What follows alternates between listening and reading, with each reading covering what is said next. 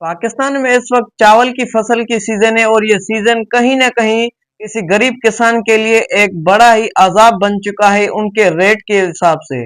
पंजाब में तो सैलाब की वजह से फसल हुए नहीं और जो बचे हैं उनको भी खास रेट मिल नहीं रहे और दूसरे सूबों को भी अगर और बात करें सिंध की तो सिंध में भी बिल्कुल रेट कम मिल रहे हैं वो किसानों को।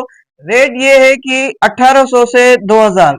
अब ये 2000 जो एक पिज्जा की कीमत है, आप कोई रेस्टोरेंट में जाए ना पिज्जा खाने तो वहां भी एक पिज्जा की 2 से 3 हजार और 5 हजार तक प्राइस मिलेगी आपको। अगर आप जमीनों में कोई दवाई डालें फर्टिलाइज डालें तो उनकी भी कीमत आपको 15-15 हजार पे आपको मिलेगी। वो गरीब किसान 1 लाख तक तो वो खर्चा कर जाता है उन फर्टिलाइजर और उन दवाई पर कि हमारी फसल अच्छी हो। उनके अलावा दूसरे वो अखराजात हैं वो अलग।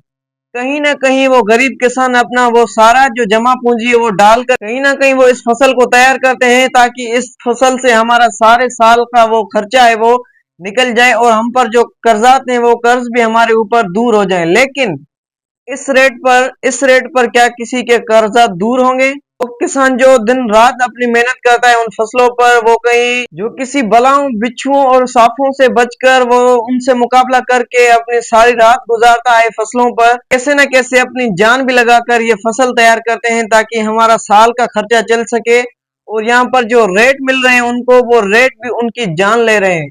इस वक्त जो चावल की फसल की सीजन चल रही है तो इसमें ये सुना जा रहा है कि गंदम का रेट जो है वो बढ़ गया है।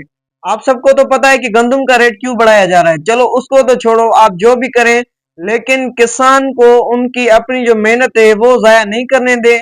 आपसे यही रिक्वेस्ट है हुकूमत पाकिस्तान और दीगर सूबों की हुकूमत से भी, सूबा सिंध से भी, कि प्लीज आप जो है वो उन किसानों को अपना हक दें। और इस कहीं ना कहीं और चावल की फसल का जो रेट है वो फी मन कहीं ना कहीं 4000 तक होना चाहिए ताकि ये गरीब अपने अखराजात पूरे कर सकें, ताकि ये भी कोई सुख का सांस ले सकें और इनके बच्चों को भी ये कहीं ना कहीं अच्छे अच्छे कपड़े या दीगर चीजें भी दिला सकें अपने बच्चों और घर वालों को।